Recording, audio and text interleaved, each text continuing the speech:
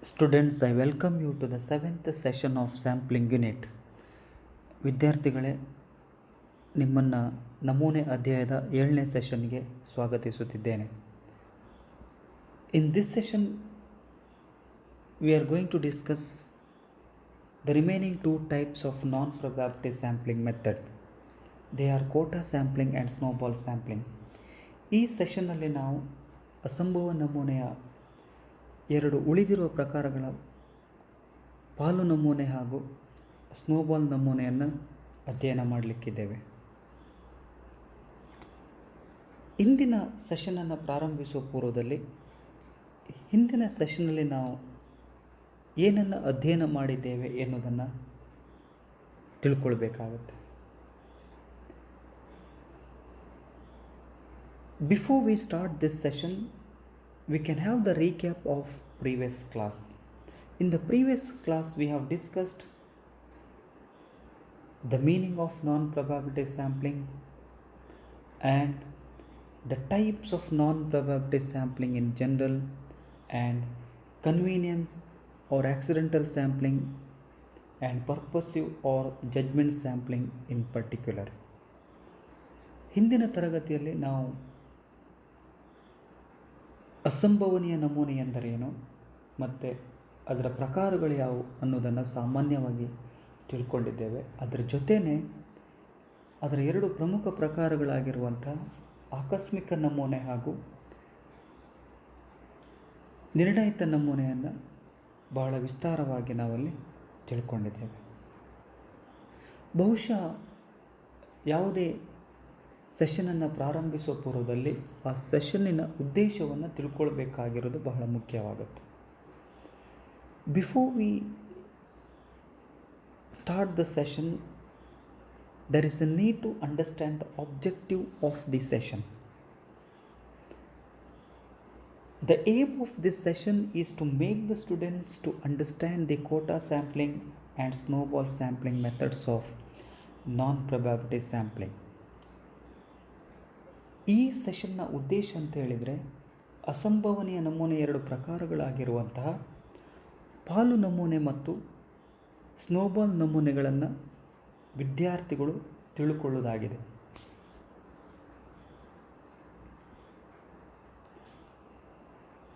Let us begin with the quota sampling. ನಾವು ಪಾಲು ನಮೂನೆಯನ್ನು ತಿಳ್ಕೊಳ್ಳೋಣ. Quota sampling is defined as a non-probability sampling method in which researchers create a sampling involving individuals that represent a population. ಪಾಲು ನಮೂನೆ ಅನ್ನುವಂಥದ್ದು ಸಂಭವನೀಯ ನಮೂನೆಯ ಪ್ರಕಾರಗಳಲ್ಲಿ ಒಂದಾಗಿರುವಂಥ ವಿಭಾಗೀಕೃತ ನಮೂನೆಯ ಲಕ್ಷಣಗಳನ್ನು ಹೊಂದಿರುತ್ತೆ. ಆ ನಮೂನೆಯಂತೆ ಸಂಶೋಧಕನು ವಿಶ್ವವನ್ನು ಏನು ಮಾಡ್ತಾನೆ ಅಂತ ಹೇಳಿದರೆ ವಿಭಾಗಿಸಿ ನಂತರ ಪೂರ್ವ ನಿಗದಿಯಂತೆ ನಿರ್ದಿಷ್ಟ ಪ್ರಮಾಣದ ಘಟಕಗಳನ್ನು ಪ್ರತಿ ವಿಭಾಗ ಹಾಗೂ ಗುಂಪಿನಿಂದ ಆಯ್ಕೆ ಮಾಡ್ತಾ ಹೋಗ್ತಾನೆ. Here the researcher chooses these individuals according to specific traits or qualities such as sex, age, social class etcetera. ಆ ಆಯ್ಕೆ ಮಾಡುವಾಗ ಅವನು ಪುರುಷ ಅಥವಾ ಮಹಿಳೆ ಅವರ ವಯಸ್ಸಿಗೆ ಅನುಗುಣವಾಗಿ ಅವರ ಸಾಮಾಜಿಕ ವರ್ಗದ ಅನುಗುಣವಾಗಿ ಅವನಿಲ್ಲಿ ವಿಭಾಗವನ್ನು ಮಾಡ್ತಾ ಹೋಗ್ತಾನೆ. ಬಹಳ ಮುಖ್ಯವಾಗಿ ನಾವು ಗಮನಿಸಬೇಕಾಗತ್ತೆ, ಪಾಲು ನಮೂನೆಯಲ್ಲಿ ಕೂಡ ಎರಡು ಪ್ರಕಾರಗಳನ್ನು ನಾವು ನೋಡ್ತೇವೆ. It is very important to know that there are two types in quota sampling. They are controlled sampling and uncontrolled quota sampling.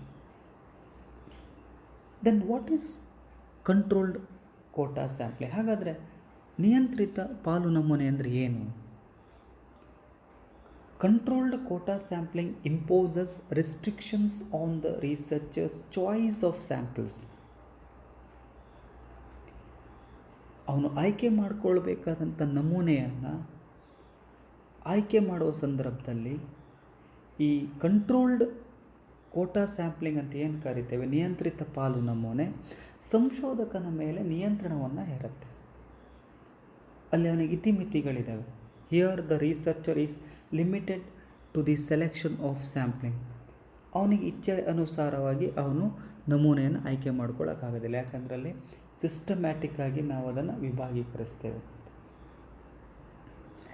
Another type is uncontrolled quota sampling, ಅಂದರೆ ಅನಿಯಂತ್ರಿತ ಪಾಲು ನಮೂನೆ ಅಂತ. The word itself indicates that there is no control, uncontrolled. Therefore, uncontrolled quota sampling does not impose any restrictions on the researcher's choice of sample.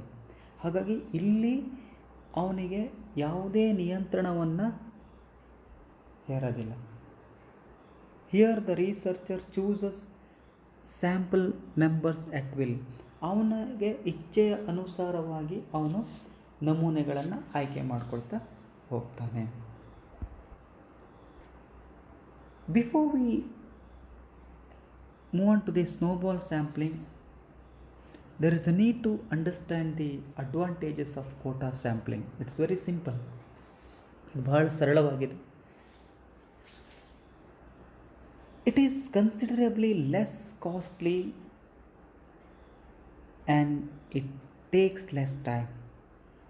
ಅತ್ಯಂತ ಮಿತವ್ಯಯಕಾರಿ ಮತ್ತು ಅತ್ಯಂತ ಕಡಿಮೆ ಸಮಯದಲ್ಲೇ ನಾವು ಈ ಪಾಲು ನಮೂನೆಯನ್ನು ಆಯ್ಕೆ ಮಾಡಿಕೊಳ್ಳೋದು. The second advantage of the quota sampling is there is no need for a list of population. ಸಂಶೋಧಕ ಅವನ ಹತ್ರ ಆ ಒಂದು ವಿಶ್ವದ ಘಟಕಗಳ ಪಟ್ಟಿ ಇರಬೇಕಾಗಿರುವಂಥ ಅವಶ್ಯಕತೆ ಇಲ್ಲ ಅನ್ನೋದು. Very importantly,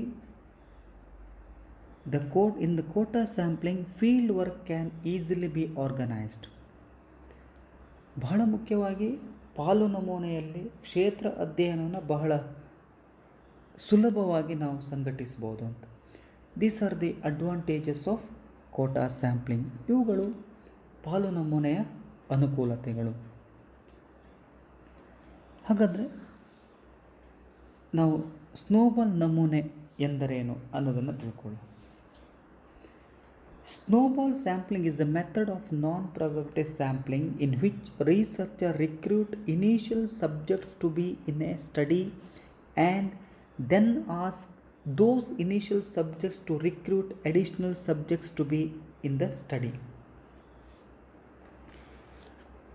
ಸಂಶೋಧನಾ ಕ್ಷೇತ್ರದ ಘಟಕಗಳ ಸಂಪೂರ್ಣ ಮಾಹಿತಿ ಸಂಶೋಧಕನಿಗೆ ಇಲ್ಲದಿದ್ದಾಗ ಅವನು ಏನು ಮಾಡ್ತಾನಂತ ಹೇಳಿದರೆ, ತನಗೆ ತಿಳಿದಿರುವಂಥ ಘಟಕಗಳನ್ನು ಅವನು ಪ್ರಾರಂಭದಲ್ಲಿ ಸಂದರ್ಶಿಸಿ ಅವರಿಂದ ಮಾಹಿತಿಯನ್ನು ಪಡಿತಾನೆ.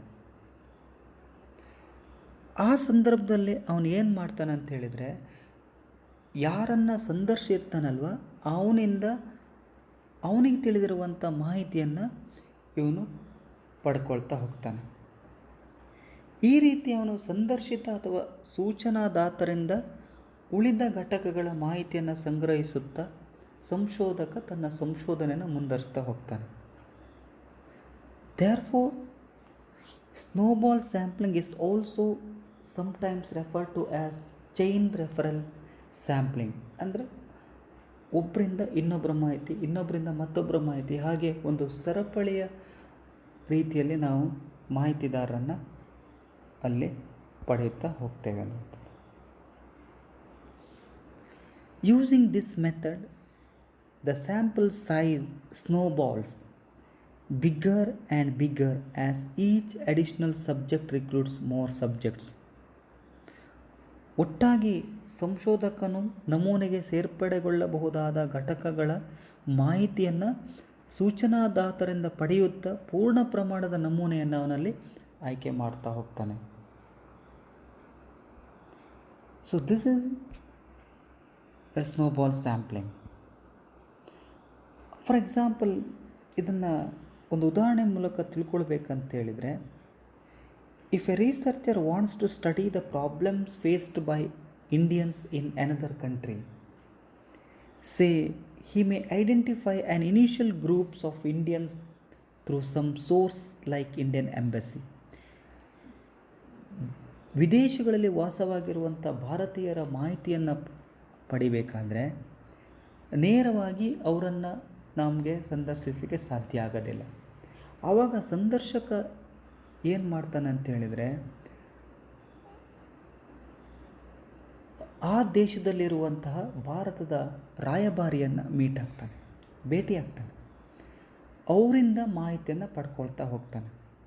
ನಂತರದಲ್ಲಿ ನಮೂನೆಗಳನ್ನು ಆಯ್ಕೆ ಮಾಡ್ಕೊಳ್ತಾ ಹೋಗ್ತಾನೆ. So in this way researcher using snowball sampling in the social science research.